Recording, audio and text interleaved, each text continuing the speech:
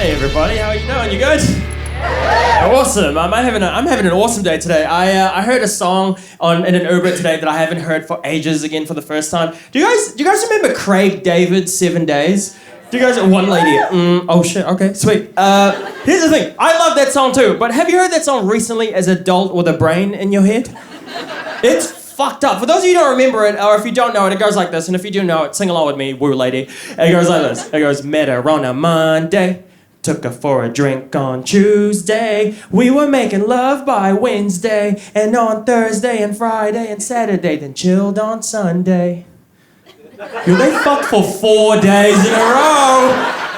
That's so much fun. No one fucks for that much, ever. I think you'll share it down here. Do you fuck for that much? I don't know if you saw that, but he went, no, and then a single tear just fell from his face.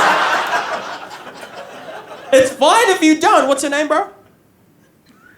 Joe? You're like, oh, Joe. Look, it's fine, Joe. It's fine if you don't. No one does. I don't. I'm going to be upfront with you. No one does, right? Joe, I'm getting a vibe with you. That, like, if I made, like, an R&B group with you and, like, hopped in the booth and made our own remix of that song, it would go something like this. It would go, met her on a Monday, took her for a drink on Tuesday, sent her a text on Wednesday, and on Thursday and Friday and Saturday, I still haven't heard from her. Like, that's... Is that me sending the text? Hell no, Joe. That's all good. Hey, this is off to a weird start, Joe. I've just told you I don't fuck a lot. Let's bring it back to the start. Let's do it to the basic of conversations. I'll introduce myself again. My name is James, and I am from New Zealand, but I'm ethnically Filipino. Yeah, that's usually the reaction that gets. That's a room full of people going, oh, I thought it was Thailand. Get fucked.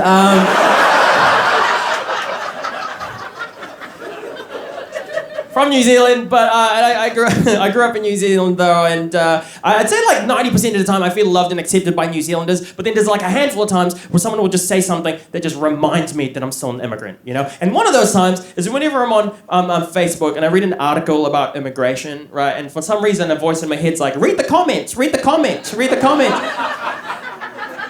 Like an idiot, and I read the comments, and there's always a guy in the comments who's like, oh, too many fucking immigrants, buddy, coming over here and fucking stealing our cereal, or whatever shit they complain about.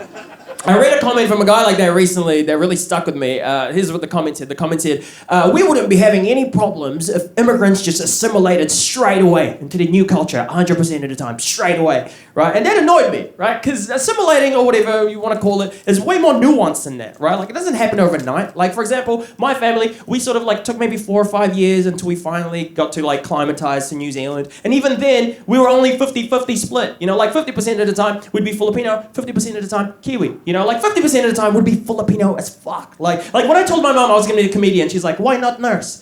Like, you can't shape that shit, you know? But then the other 50% of the time would be Kiwi as fuck. It would be super Kiwi. Like my family loved the All Blacks. Like we did. Like my dad got really into the All Blacks. You know, like a little too into the All Blacks. Do you know, as if immigration was watching. Do you know? Like he'd watch the game and he'd be like, oh, rep, what was that? Open your eyes and see the wonderful country that we have, Kia ora, New Zealand.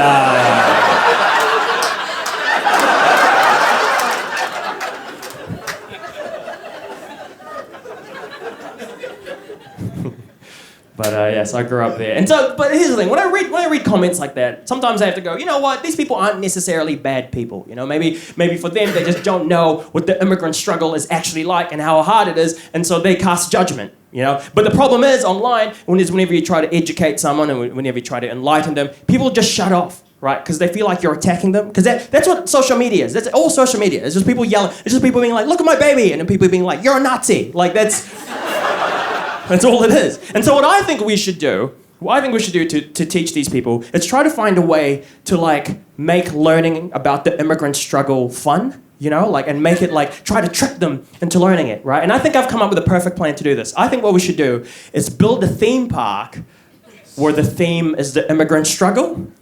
Do you know what I mean? It'll be great. It'll be like Immigrant Struggle Disneyland, right? And the tagline could be like, the happiest place on earth, if you can get in. And we'll make it fun. We'll make it fun. Fun, but educational, right? You learn something. Like, we'll build everything. Like, we'll build a log flume. Everyone loves log flumes. And this will be just like a regular log flume. But at the end, before the big drop, you come up to a guy, and he's standing there, and he's like, sorry, we're full. And then your log turns around and goes back to where it came from. Now you know what it feels like. There's a ride where you and your whole family sit in one car, or then you put the seatbelt down, and it goes, and when you do that, it goes, it zooms into like this dark, twisted, like funhouse ride, right? And partway through it just stops abruptly, and then a voice comes on in the dark, and it's like, now, Dad, you have a choice. Stay in this car with your family that you love in this dead end, or leave them behind for 6 months in search of a better life and a better car for them. You have 2 minutes, go! And then your whole family has to decide what to do. They're like, oh my God, what do we do? And eventually your dad's like, I'm leaving. And he leaves, right? And everyone's crying and everyone's devastated and confused. And that's called the emotional roller coaster. We'll build an arcade. Everyone loves arcades, right? And there'll be a claw machine full of visas.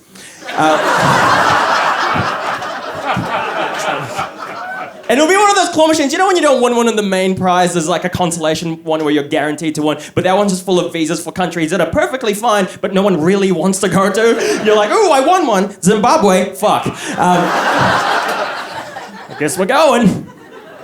And the arcade will have a basketball machine. Everyone loves those basketball machines. This one will be called Job Interview Basketball. So what you do is you enter your name into the machine, and the more ethnic your name is, the further away the hoop moves away from you. And it's just like, sorry, Mahmoud, you've got a long shot. And the only way you can leave the park is to become an Uber driver.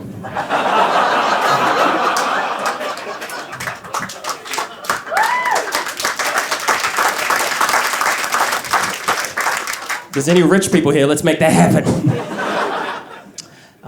So growing up in New Zealand looking like this, obviously I've had to learn a lot of things, you know. Like one of the things I had to learn was that dating looking like this was going to be a whole nother ballgame, right? Different thing.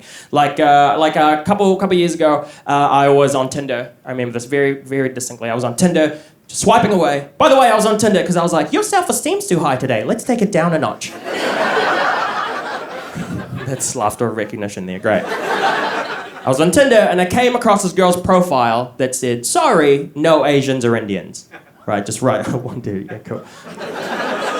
No Asians or Indians, right? And my first reaction was like, yo, that's fucked up, man. That's messed up, right? But then my second reaction was like, hang on, does this girl know how Tinder works? Right, because on Tinder, if someone comes up and you don't like them, you just swipe left. And you never have to see that person ever again. If that it doesn't even matter if that person like saw your profile and right swiped, you didn't match, right? So they can't message you. Like, this isn't a problem. Like, this isn't eBay. You don't have to write what you don't want in your fucking bio, right? And plus, Tinder's awesome because Tinder is anonymous, right? No one knows which way you're swiping. So if you really think about it, Tinder's great because it gives you the ability to be secretly racist. No one has to know. You could just be in the privacy of your own home being like, white power, bitch. Like, no one has to know that. But this girl still felt like she had to like scream that shit out into the ether, you know? And I was like, yo, what did she think was gonna happen? You know, like, did she think the Tinder app was gonna see that bio and be like, ooh, well, why didn't you say so? Let me turn on Aryan mode for you, ma'am. Like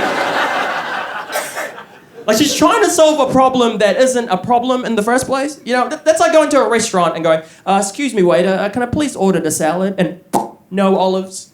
And the waiter's like, it's fine, ma'am. There's actually no olives in the salad. It actually says it right there. And you're like, yeah, I know, but no olives. And the waiter's like, look, ma'am, I get it. You don't like olives. And you're like, no. It's not that I don't like olives. It's just I don't want them in my neighborhood. Do you know what I mean? I've discovered recently that apparently there's a grinder version of this phenomenon of no Asians or Indians. There's a grinder version of it. And if you don't know, I'm going to tell you, brace yourself. The grinder version of this is no rice, no spice. Right? Yeah, that's fucked, right? Here's what's more fucked is when I saw no rice, no spice, I wasn't as offended as I was when I saw no Asians or Indians. I don't know why. I think it's because it fucking rhymes. Do you know what I mean? But then I had to stop myself. I have to go, no. If that's true, then that means with me, you can get away with any messed up idea as long as you make like a cute rhyme out of it. That means if I was walking down the street and some guy came up to me and was like, midlife crisis, come join ISIS. I'd be like, yeah, bro, have you got a pamphlet? Yeah.